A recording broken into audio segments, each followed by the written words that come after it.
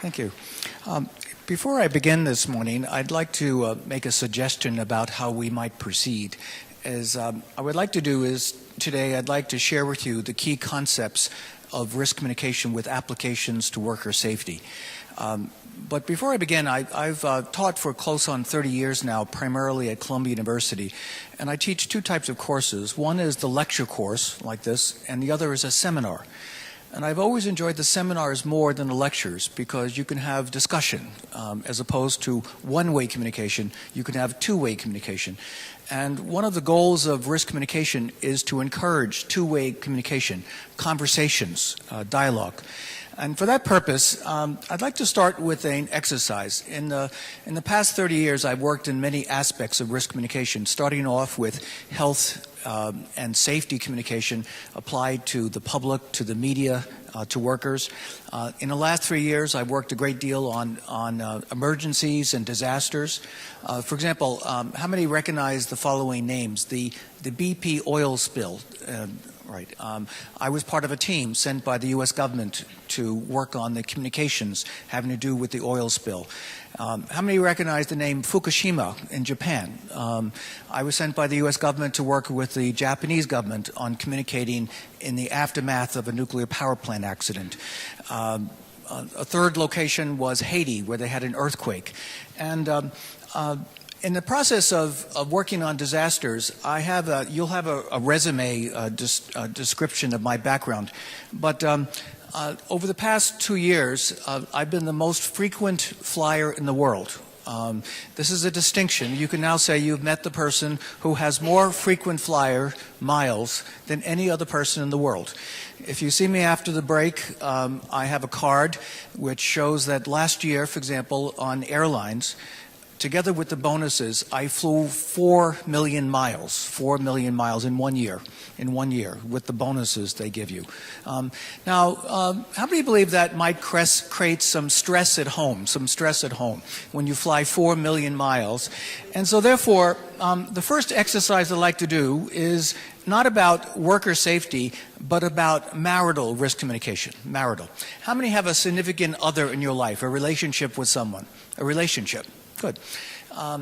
I've been married for 30 years, and over the past 2 years, because of my travel schedule, it's created a great deal of stress. I'm going to focus today on how we communicate in high-stress environments. And I'm going to have you do a very quick exercise. The first is you have to team up with someone, because I'd like you to work as a team. And your first task is simply to say hello to the team member and say something nice to them, such as, you look very nice today, you smell very nice today, I'm very impressed with your company. So first, just introduce yourself to someone sitting next to you, sitting next to you, please. Good. Okay. Good. Good.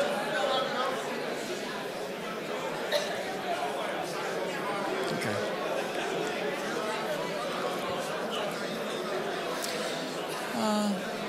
Okay, so here's your first assignment. With your team members, I'm going to make you a promise. The promise is this. I started in the field of medicine 30 years ago.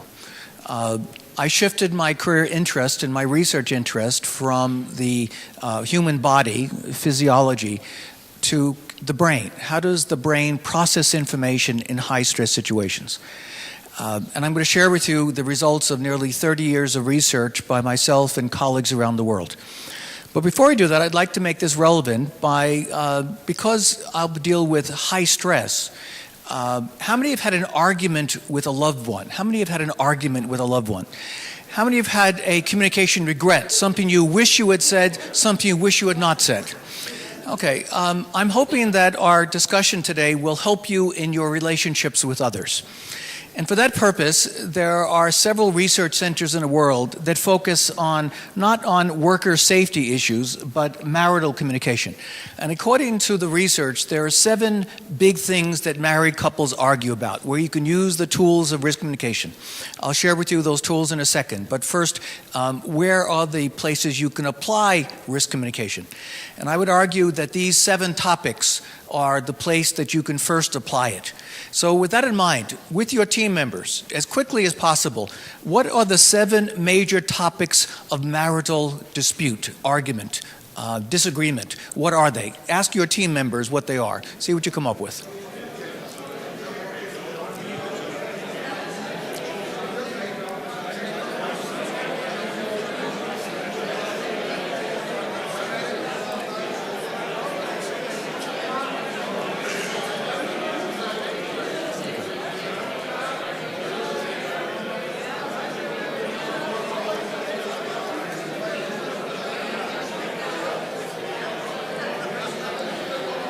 Okay, can anybody tell me one? Well, one on your list, please. One. What is? Give me one example. Listening. Actually, that's very good. Communication, listening to others. I'll give you an example of communications. Listening is part of communications. 2 weeks ago, I came home from Japan, and my wife and I had an argument about listening, about communication. I came home, I was very tired. It was a 23-hour journey, and I sat in my easy chair, and I was looking out the window, and my wife came over to me and said, "Vincent, what are you looking at out the window?" And I said, nothing. I'm just happy to be home." And she said, "Well, then what are you thinking about?" And I said, "Nothing. Other than your question, I wasn't thinking of anything other than it feels nice to be home." And then she asked me a third question. "What are you hiding from me?" Nothing. And we had an argument about whether or not it's possible to have nothing in your brain in the process. Any other suggestions besides listening, communication? Any other suggestions? What else do people argue about? Yes. You don't understand. That's also part of communications, that even if you listen, you don't understand what the other person is saying. Any other topics? Well, I'll share with you, these are the 7 that come from research. You can see if you have these on your list. It starts off with, these all create stress. All of these are stressors. It starts off with money, and then it moves, number 2, to children, which can be a source of joy, but also a source of stress. The third is work, which again can be very enjoying, but also a source of stress, especially when it interferes with family life. In-laws, relatives, again, can be pleasant, but also can be a source of stress. Number 5, division of labor at home. Who does the chores and takes the children to the sports, etc. Intimacy, sex, once again, could be a source of enjoyment, but also stress, especially when you have sex with other people. Okay. And finally, communications, such as listening you don't understand. With that in mind, I'm going to ask you at the end of our session today that the next time you have an argument at home that you will take out these various documents and use the tools of risk communication. So for that purpose, challenges. There are 3 things I'd like to do in this short session. Number 1 is share with you the key concepts and tools of risk communication with applications to worker safety. Number 2, I'd like to give you a number of case studies, actual case studies with video clips to illustrate the points. And number 3 is talk about some of the challenges that we're facing in communication. I'll give you an example of a challenge. We've been doing research now on this topic now for 20 years. We found that when people have questions, for example, about a high-stress issue, such as a worker safety death caused in an accident, or a major disaster, such as a nuclear power plant accident, that it raises many different questions that people have. And people will look for places to get information. They will call up their friends. They will listen to the news media, etc. And we found that 20 years ago, that in order to answer all the questions that people have, using all the different sources of information to get an answer from someone who claimed to be an expert and authority would take you about one full day. You could make all the phone calls, listen to all the news broadcast. 10 years ago, we found that it would take you about 4 hours because now you had the internet available to you, etc. And now with social media available, such as Twitter, Facebook, YouTube, blogs, texting, email, etc., that a person can get the information in response to a risk issue within as little as 4 minutes. They will find someone who is available to answer their question, claiming to be an expert in less than 4 minutes. This is the speed at which now information travels. So if a person would ask a question such as, am I safe? Could this have been prevented? That a person can find now information that will answer that question within as little as 4 minutes. With that in mind, what does that mean for a company that deals with health and safety? What does this mean, this research result? I'd like to discuss that with your team members. If information is getting faster and faster, people can go now to Wikipedia, they can Google, they can send text messages, etc., and get someone who claims to be an authority in less than 4 minutes. What does that mean for the companies that provide information? Discuss that among your team members, with your team members. What does this mean?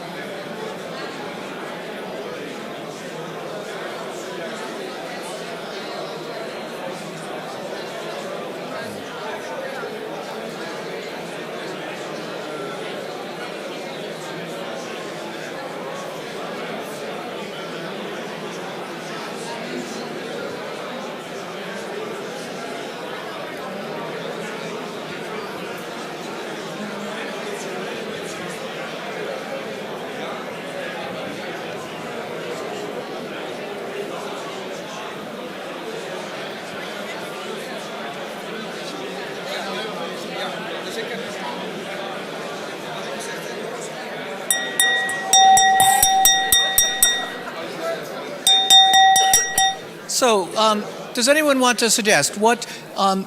This is again. I've published all of these results in various articles. You have references, but the question I ask you is, what does this mean that information now travels so quickly? What are the implications for a company? Anyone willing to suggest? What would be the implication? Yes. We had an explosion in 9 minutes. Right. And what we noticed was that the information was going very fast. Very fast.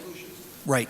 The only thing we could do was defend ourselves because we didn't know what happened there. That's right. So first of all, because the information often is very uncertain, there's great uncertainty, especially when you have an explosion or a disaster, that the information flows, but you put you on the defensive because other people are talking about the issue before you have accurate information to share. Everybody seems to know on Twitter what did happen and what was the cause. That's right. So everyone on Twitter knows what's happening, but even the company doesn't know what's happening. And this leads often to a great deal of rumor and misinformation.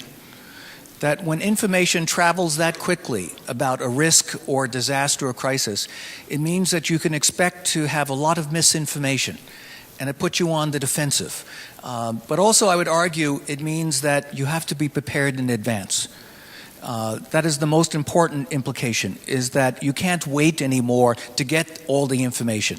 That if you're not a player, if you're not providing information very quickly, you're not going to be part of the process at all. Here's another challenge. My research in recent years has changed. It's changed because the question I started addressing when I started in medicine was, how does the brain function? How does the brain function? And especially, how does the brain function in high-stress situations? 30 years ago, when I started working in the field related to the brain, there was very little research available on telling us what the brain was actually doing. But in recent years, because of improvements in technology, we can now actually watch the brain processing information in high-stress situations. We can simulate high stress in a laboratory and actually watch the brain processing the information in real time. It used to be what was called a black box. We didn't know what was going on in the brain. But now with equipment such as brain scanning equipment, MRIs, we can actually watch things such as blood flow, chemical activity, in order to make conclusions about how the brain is processing information. If you're interested in the research that I'm describing, there's a great deal of research. There are now nearly 8,000 articles in peer-reviewed scientific journals discussing this research that I'm describing now. Nearly 2,000 books have now reviews of this growing literature. If you're interested in what I've written about 150 articles and 25 books. For example, I wrote, when I was at the World Health Organization, I wrote this manual on taking this research and applying it to disasters for the media.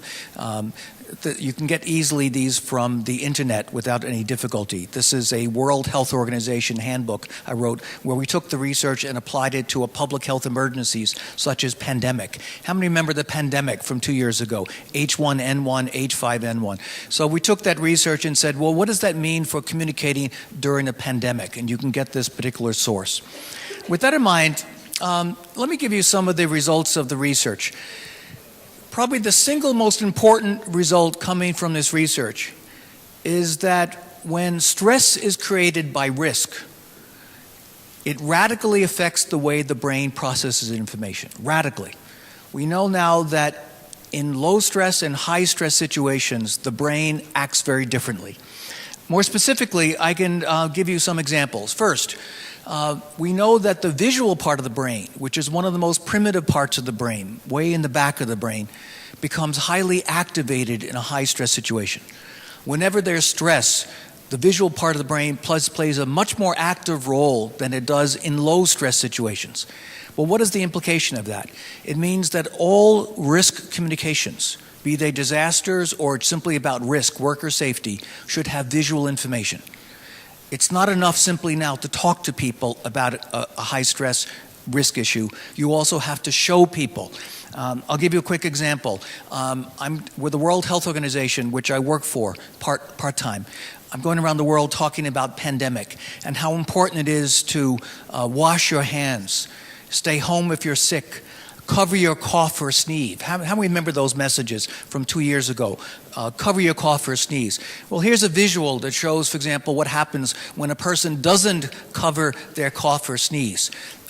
It shows, for example, that there are many different particles, some that fall quickly to the floor and others that spread. For example, in a room this size, I would spread the disease to every person in the room because of the small particles involved. Another result of research, that people in high-stress situations often lose as much as 80% of the information they receive. It's like the loss of blood in a traumatic accident. The same thing happens with information. As much as 80% of the information is lost in high-stress situations. The person can only retain 20% of what they hear. Another change, and by the way, this gives you an example of it. This is a research project that was done before we had the brain. It's called the magic number 7. Plus or minus 2 limits of the brain in low stress situations.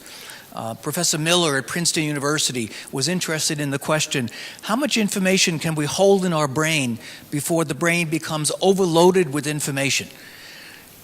And he speculated that the number 7 would be very important, the number 7. He did tests, for example. I'll give you a test. I'm going to ask you some numbers to repeat after me. All right? 3, 4, 7. 89442. 63749622. There it is. Okay. I just proved the thesis that the human brain can typically not hold more than 7 items in a list. We can now show this actually with the brain research, but this was hypothesized back in 1956 that the brain can only hold a maximum of 7 items at any time, which means if you make a list, You should have not more than 7 items in the list, ideally. But what about in high stress? This is low stress. What about high stress? Well, in high stress, the magic number 3. My article on this was called The Magic Number 3, plus or minus 2, limits of the brain in high stress situations. So when you have an emergency, you don't have to remember 7 numbers, you only have to remember what? 3. Keep that in mind, because I'm going to come back to this number 3 as a critical part of high stress communication. Another change of the human brain. In high stress situations, the emotional part of the brain becomes highly activated. I said the visual part of the brain becomes activated, so too does the emotional part of the brain. And the emotional part of the brain responds to different types of information than does the logical part of the brain, the frontal lobes. In high stress situations, as much as 50% of the message comes from the perception of caring, compassion, empathy. That people want to know that you care before they care what you know. That people want to know that you care before they care what you know. This is reflected in this pie chart, which shows that as much as half of all credibility and trust comes from the perception of compassion, caring, empathy. So with that in mind, I'd like to show you a very quick videotape, the first videotape. This is the BP spill, the BP oil spill. And I'm going to give you an example of communications and let you discuss what you think about the communications. So here we go. Sunday, BP's CEO apologized. We're sorry, actually. We're sorry for the massive disruption it's caused to their lives. And, there's no one who wants this thing over more than I do. I'd like my life back. Life here may let me never show be that the one same. more time.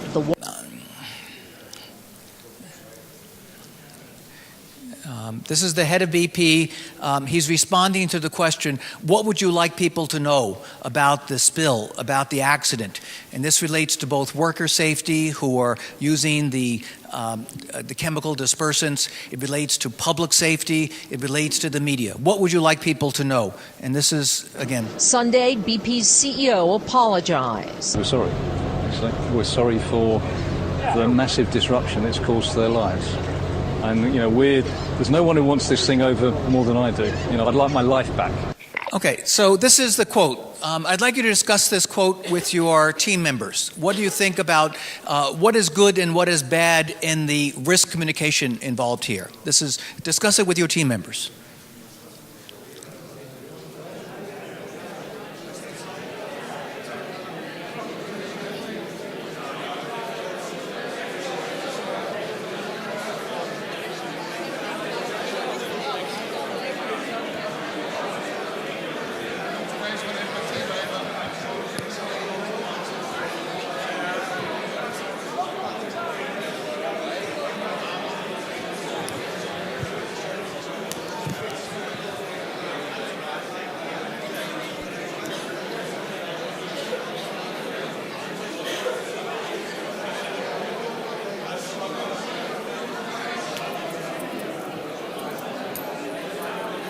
No problem. We have, after that, we have a lunch break, so you have all the time, so no problem.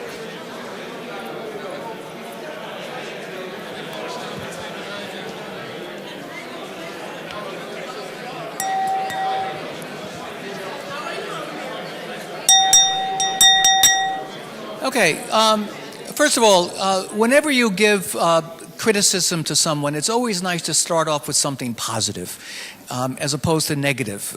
There are some very strong negatives here, but if you were giving feedback to Mr. Hayward, what would be a positive that you might share? Can someone share something positive? Yes. He apologized, and you could argue that an apology is a form of caring, compassion, empathy. I'm sorry, we're sorry. Anything else positive that anyone sees here? He showed himself. He actually showed up. He went to the location where the disaster happened. That's a demonstrating caring by action. Exxon Valdez was an interesting case where Exxon decided not to go to Alaska. They decided it would be better to respond from corporate headquarters. They were severely criticized because of this. In fact, the head of Exxon made the following statement. He said, "Why would I want to go to Alaska It's the middle of nowhere. All right. Now, maybe it's remote, but still, it's somewhere for someone, and therefore, going there, that's a positive. But what's the negative? So now we have two positives. What's the negative on this one? Yes. Yeah, it doesn't sound sincere. Good.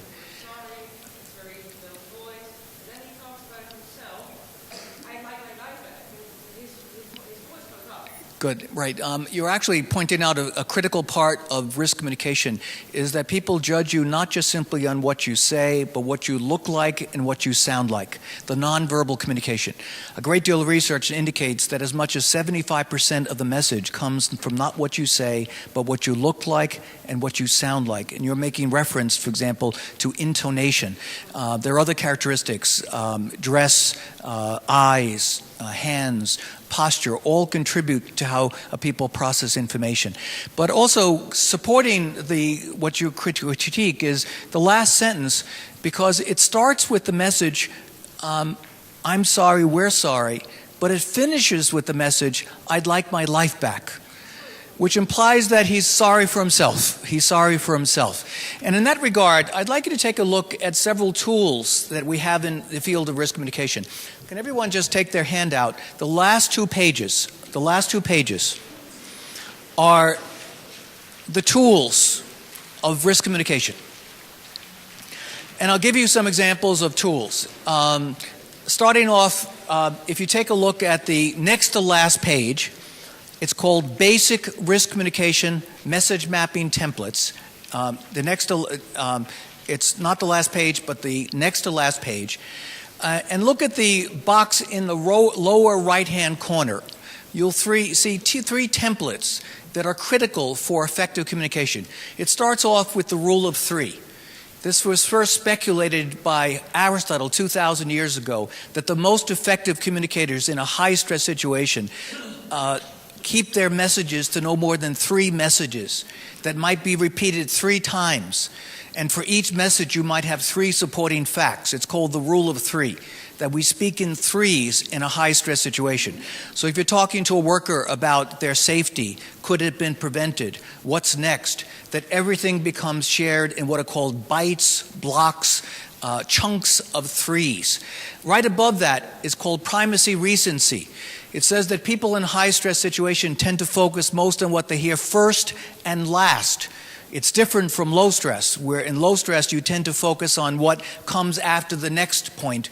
In high stress, we tend to focus as human beings on what is said first and last. In this case, the first thing he said was, I'm sorry. And then the last thing he said was, I'd like my life back. That's the way the human brain would be processing this information. The third template of interest to us is called 2793. The brain research that I described before has now shown something that was not even hypothesized, is that the human brain in high-stress situation not only stops after 3 messages, it also stops after 9 seconds or 27 words, whichever come first. This has come from the latest brain research related to how the brain processes information when it's upset, anxious, and worried.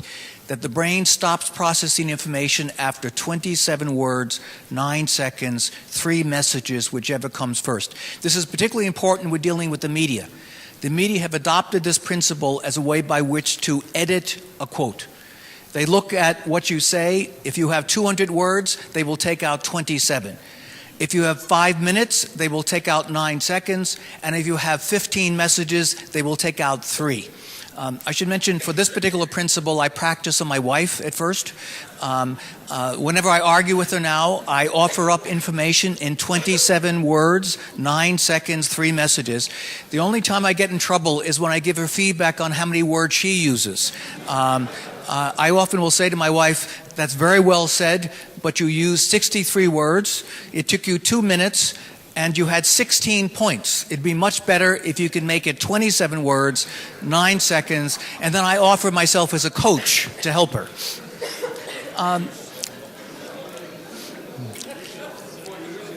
Now, since we have No, she doesn't agree. No, she often tells me that there must be some disaster in the world that needs me more than she. Right. I'd like to finish my presentation by sharing with you principles if you want to be a great risk communicator. If you aspire to greatness, what are the characteristics that make up greatness? And I would argue that the greatness in communication in a high-stress situation comes from 5 different places. First, it comes from your credibility, which relates to your actions, your words, your nonverbal communication. The second, on your candor, your willingness to express uncertainty, to acknowledge that you don't have all the information. The third is the clarity of the message. Have you kept it very short and simple, easy to understand? The fifth is compassion and caring. Have you demonstrated that you care about what people care about or the workers care about before you start sharing information? And finally, your commitment. In that regard, if we take credibility, there are 3 important bullets that I would put under credibility. Is number 1, to be first. In today's world, if you're not first, effectively, you're not a player. Second is to be truthful, to be accurate in what we say, to be the source of accurate information. But the most difficult is to anticipate, prepare, and practice in advance. That we can't wait now for the event, we have to practice. In that regard, the best example I can give you of a person who followed these rules very effectively was Mayor Rudolph Giuliani in New York City on 9/11. I'm from New York City. We started working with Mayor Giuliani in 1995. The first thing he did as mayor was to identify what are the types of risks that New York City faces. And one of those risks was a terrorist bombing. In preparation for the terrorist bombing, not only did he take the operational steps, but he also took the communication steps, anticipate, prepare, and practice. One of the documents you have in your set is called the 77 most frequently asked questions by reporters in a disaster. The 77 most important questions asked by reporters in a disaster. This came from research we did on 2,000 disasters. What are the questions that the media ask when there's a disaster? And in 1995, 6 years before 9/11, he developed a briefing book which had the answers to all 77 questions. You have the list of 77 in this list of package. The list is very useful because it represents 95% of all the questions that reporters ask when there's a disaster. And let me just now demonstrate what Giuliani did on 9/11. The first question he was asked was, how many people did he think had died? How many people did he think had died? And this was his answer. I was with Giuliani when Tower 2 collapsed. We all started running for our lives. The most incredible thing as we progressed up 6th Avenue is there were waves of people on both sides of us sobbing and obviously just scared out of their minds. It was that Giuliani was the calmest one in the bunch. By the time his first press conference came, just 4 hours after the second tower fell, Giuliani was the lone voice for a nation. The number of casualties will be more than any of us can bear, ultimately. He delivered the mayor, in response to the question, how many people did he think had died in this disaster? His answer was, the number of casualties is more than any of us can bear. Let me just go back, sorry.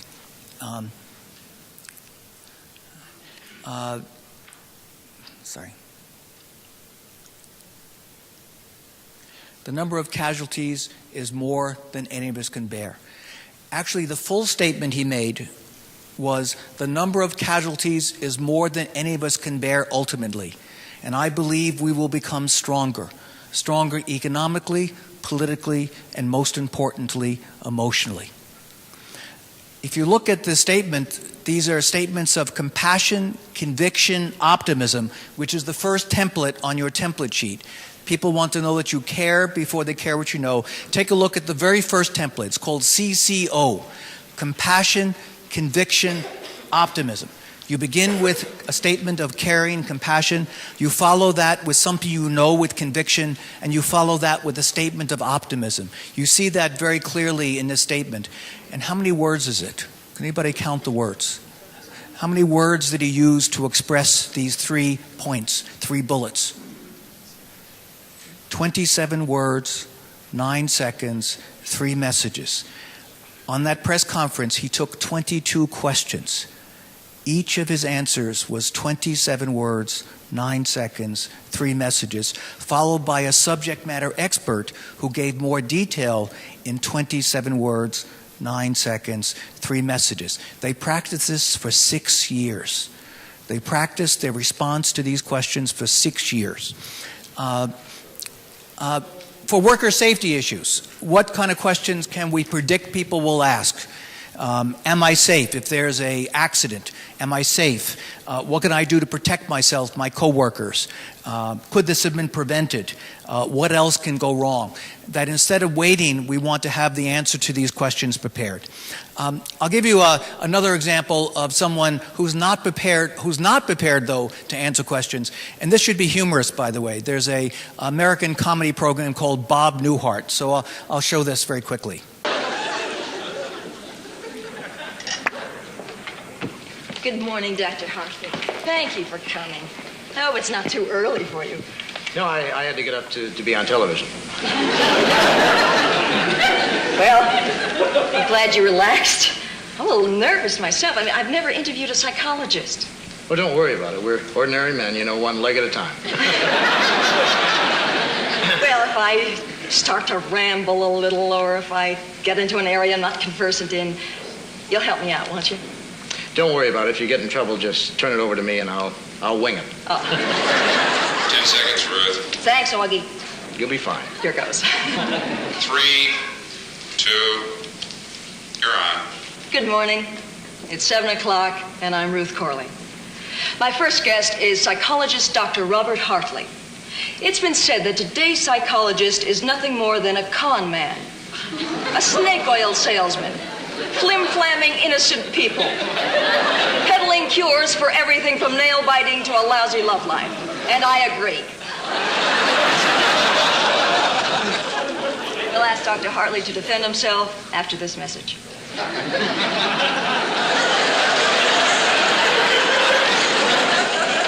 Good.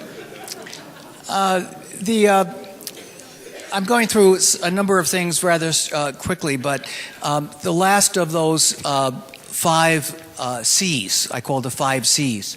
Again, we have 5 C's: credibility, candor, clarity, compassion, commitment.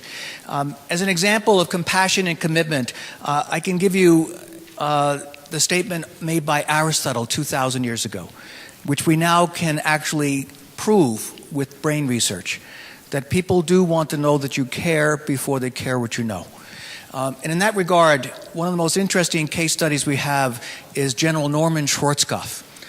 And he was asked a question, yes or no, is he happy that so few died in the war, the Gulf War? Yes or no, is he happy that so few died? And his response to that question was, first, even one is too many.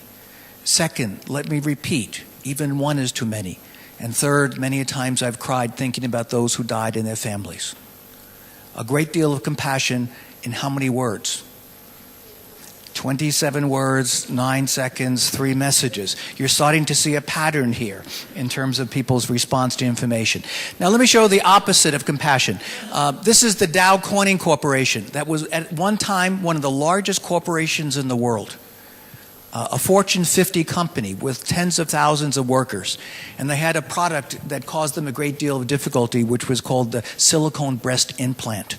Silicone breast implant. How many recognize that particular issue, which is still very controversial? 400,000 women sued the company, claiming that their product was defective. Here's one of the women, to give you an example. When you have to listen, please. They tell you it's in your head, you begin to think you're crazy. It's very real. It's not an open wound, so you can't see the pain. It is like you're dying from inside out. I've been there. I got them out, and I got better. And I see these women. I've been involved with this group for 3 years, 4 or 5, and I will not stop. You may have the money, but we've got the voices. Live up to your responsibility. These are mothers. We have families to raise. We have to travel out of state to get help. The doctors think you're crazy. You walk in the office, we don't know what's wrong, you go home. Okay, now I'm going to show you the response to this woman by the head of the company. What statistics? Yeah, I understand from the FDA, but what, the 92... And the 92 deaths? Yes. I can't let this go without correcting the record, because again, I think it's an example of where the anger gets away from us. The statistic that's been quoted, and the implication is that 92 women have died from breast implants. 72, 92, whatever. Ma'am, can I have... 20 lives. Okay, I'd like you to discuss that with your team members. What do you think about the head of Dow Corning's response to that woman?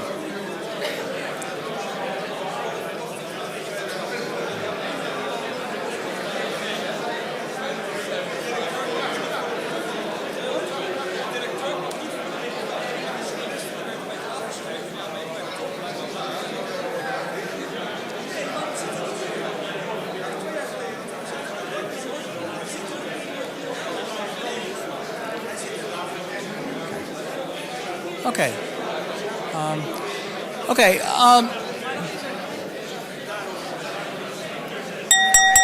How many believe there's room for improvement?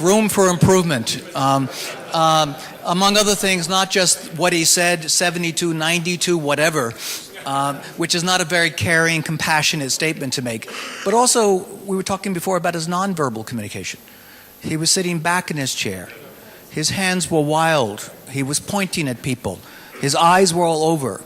When I argue with my wife, for example, if I'm sitting back in my chair, if I'm not looking at her, I immediately sit leaning slightly forward. I look her directly in the eyes. My hands become very visible and small motions. And my wife often says to me, I see you've assumed the risk communication position. Okay. The last case study I'd like to share is a Canadian case study. It has to do with another product that was recalled. It was made by a company called Maple Leaf Products, one of the largest packagers of food in Canada. And they had a contamination of the food that they processed and distributed. And I'm going to show you a brief video interview with the head of the corporation, which I think leaves us much to think about.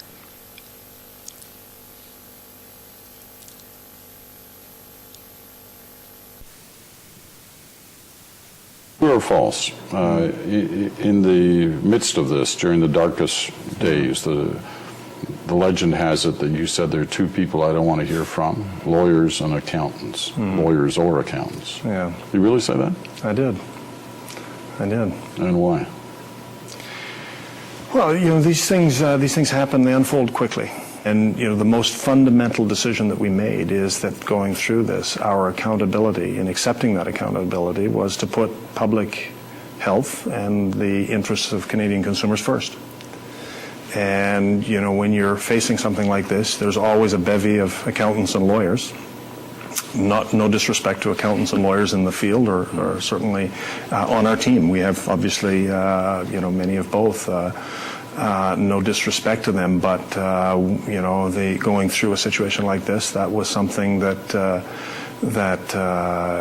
was a core principle, and it was kind of a spur of the moment. I'm just not paying attention to that. Well, I get it on the accountant side. I mean, we were dealing with a horrible situation. People had died, and you obviously don't want to put money at the front of the game, but because of those issues about people's health, some who had lost their lives, many who were sick, you could see that the legal side there was always a role there, and lawyers must have been, your lawyers must have been trying to say, look, there are things you got to consider here. Oh, they were saying it. They were saying it very loudly. But in fact, but you were literally pushing them out of the room, saying, look, I don't want to hear this now. So in the first instance, we collectively said, you know what, I don't even want to talk to you. Well, why don't you want to talk to us? Because I don't want to listen to what you got to say. And so that was the duration. I think in the final instance, through much discussion as that progressed on that Saturday, we were coerced into, you have to have a chat with the lawyers. You may disregard with them, but please, Michael, you have to listen to the lawyers and to at least listen to what they have to say. And so I agreed. We agreed. There was a group of us, and we agreed and listened, and you get the standard in those types of circumstances. You get the standard legal advice of don't accept accountability, don't say anything, don't talk to them, don't talk to the media, don't blame somebody else. Be careful. Your liability insurance may be null and void if you don't handle this correctly. And we basically said, well, thank you very much, appreciate that, but that's not what we're going to do. And why was that not what you were going to do? I mean, there are those who argue that, understandably, your company was at fault clearly on the most basic of events here. But there are others who argue that the Government Food Inspection Agency was too slow in ringing the bell. But you moved forward immediately, took full responsibility on everything. Well, because we have relationships with our consumers, right? And they trust the brand. They're not when they go out and they pick up a Maple Leaf product from the shelf. There's an underlying trust that was breached in that event, and they're not looking for anybody to point the fingers at somebody else. They want to look right in our eyes and say, we're accountable for that. And accountability is accountability. You can't pass that off to somebody else. So discuss that, and he's talking about consumers now, but I would argue you can also substitute the word worker safety here. The notion of accountability, that our first responsibility is to the safety of our workers, to the safety of our consumers, and he's taking a very different view than many companies. So we'll make this at the last discussion. Talk about, what do you think about Mr. McCain, CEO? I should mention what the market did. Obviously, after this incident, their market share value fell, but it very quickly returned. In fact, it returned more than the market share they had before the incident itself. But I'd like you to just discuss this last. Do you agree or disagree with the statements being made by Mr. McCain? Discuss this, the last task of their session.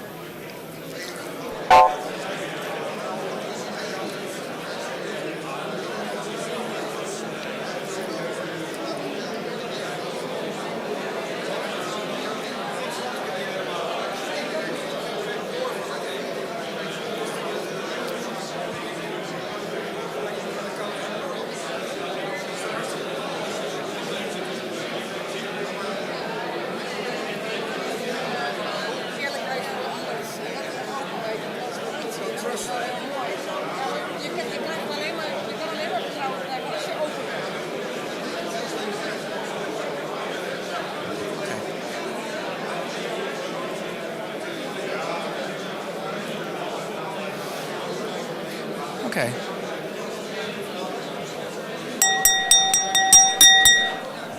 Does anyone want to comment on this? Does anyone want to comment on this? Yes, please.